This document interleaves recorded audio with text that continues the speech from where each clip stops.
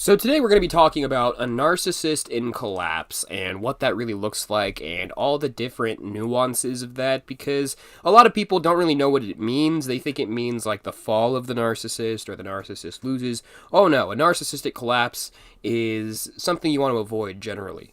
I guess to put it bluntly, if I was to explain to a class of like 5-year-olds what a narcissist collapse is so they would fully understand it, I would say it is when the narcissist's persona and realization of reality start to collide and they realize they aren't as meaningful and powerful as they thought, which could take any form, and it hurts. It's basically like a gigantic emotional punch to the gut for them. There's an infinite number of reasons why a narcissist can go into a collapse state. Maybe you defied them by not adhering to every single guideline they have for you, or maybe you stood up to them once, or maybe it has nothing to do with you and they're just not getting a promotion at work, or people are mean to them at work or on the street, they had a problem or a conflict. Either way, their delusions of grandeur, their false persona has been completely stomped on and basically bullied, at least in their deluded minds. So what happens then is they start acting out very profusely, very aggressively, causing problems everywhere, just being a complete nightmare. They give narcissists the term narcissist. A collapsed narcissist is a narcissist at their very worst. Basically, everything that they do that's annoying, when they're not collapsed, they're going to do tenfold. So if normally they're not very nice to you, they're going to be 10 times meaner to you. If they do this annoying thing when they're normal, quote unquote, it's going to be 10 times as bad in collapse. Have you ever had like an extreme setback or a disappointment and you felt like a lot of pain in your gut because it was so bad? That's kind of like what narcissistic collapse feels like, but 10 times worse. And it really messes with them and makes their life horrible, whereas a normal person might really not care that much. I have actually experienced what I believe all were collapsed narcissists, some of which even actually diagnosed, and I can tell you firsthand it's not a pretty experience.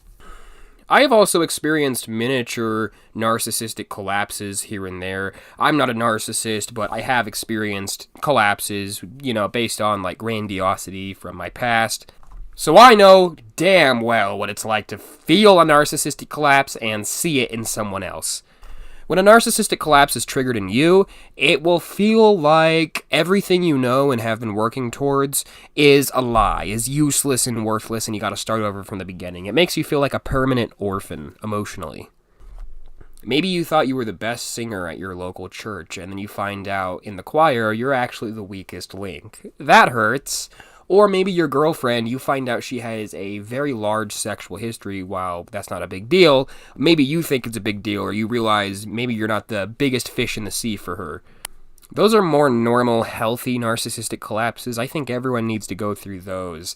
But a real narcissistic collapse in a real disordered person is anything but healthy or innocent. So I guess the first thing to explain with these narcissistic collapses, before I get into the, little petty nuances of it all, narcissists have a lot of momentum behind them. They have a lot of narcissistic rage, they have a lot of entitlement, they have a lot of self-hatred, self-loathing, depression. They have a lot of these problems that kind of just build up and give them a lot of momentum, which comes out in a lot of their intensity.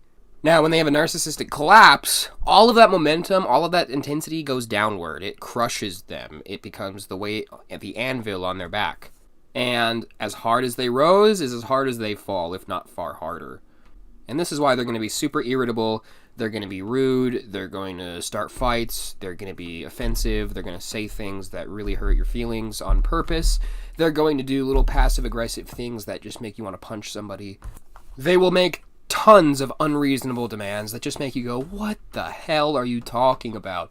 It will just drive you up the wall, and that's the point. And there's a couple of different purposes for this. The first one is to keep you in a state of hypervigilance, which keeps you thinking about them and how to solve the problem, and it keeps them in the game, in their mind. You gotta understand, if they're a collapsed narcissist, their ego's been ripped away from them by someone or something, probably you, being realistic, and they feel they desperately need to regain dominance. They need to reestablish the old dynamic for what it was, so they will start doing these poking and prodding, obnoxious behaviors to bring you back into the game, and bring them back into the game. And yes, to a narcissist, life is just one big game to win, and you're gonna lose in their eyes. Some other signs of a narcissistic collapse is they're gonna try to hide away from you. Like, I've had roommates before when they were just really weird people, and when we got into a little bit of a conflict because they were doing something ridiculous, they would just kind of hide away. They would just kind of slink away to other rooms anytime I came by, and they would just, start their little smear campaigns. Or if they, live with you, they might literally hide away. They might, put their setup of where they're going to hang out for the day in a completely unrelated room. Maybe they'll do it in the basement or just somewhere far away from you.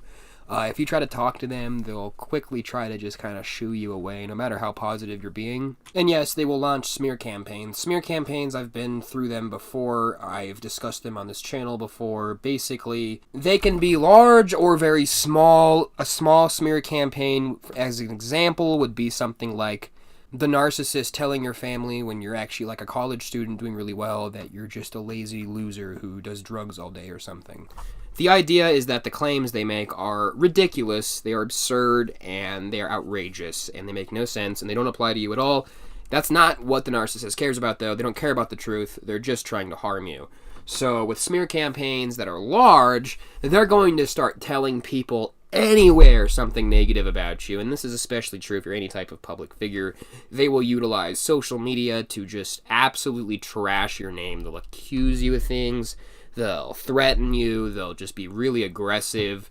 They might try to contact your friends and family or your romantic partner and try to turn them against you, and sometimes it even works because they're so manipulative. However, in a strange paradox, this usually means, when they're doing all of this horrific stuff, that you have pierced their ego so badly that they're trying to survive. They're basically scrambling to survive as much as they can because they think you are winning what they think is a game. So, I hope it's pretty clear by now that narcissism and a lot of their tactics, they're kind of all one and the same. It's all about the same goal. And the mechanics are pretty clear once you really look at them. It's kind of like a flow state. They're always flowing through these mechanics. And these mechanics and tactics that they use all intertwine. And the tactics all complement each other, too. It's kind of confusing at first, but once you get used to it, it just makes so much sense. Now, collapsed narcissists differ in severity. If it's a malignant narcissist, a really crazy person who is basically a psychopath with extreme narcissistic traits, a subset of antisocial personality disorder, some of them are actually pretty good about self-preservation, but some of those guys, when they collapse, they will escalate into violence. They might escalate into attempted murder. You never know. But when it comes to a covert narcissist, well, you don't know what they're going to do, but it's probably not going to be that big of a deal. They might sulk, they might pout, they may just stay in another room for the night. Their collapse is pretty pathetic, whereas the malignant is probably going to be more extreme unless they have some self-restraint. Basically, a covert narcissist is a paper tiger. They really present themselves as tough and scary, but they're really not. It's all vulnerability underneath that. But then, with the malignant narcissist, they are actually scary. And then just, so on and so on. Psychopaths and the like, borderlines, they all have their own collapse. So someone with borderline personality, they tend to have extraordinarily medically dangerous low self-esteem. And they may already seek validation desperately. But when they are collapsed, which means not getting the borderline supply, the validation, the connection, the permanent sense of connection they desperately crave, they collapse too. They go party really hard. They go do a bunch of drugs and potentially overdose. But then we circle back to the narcissist when they're not getting that supply, when they're not getting that validation, when they're not getting that success that they desperately crave.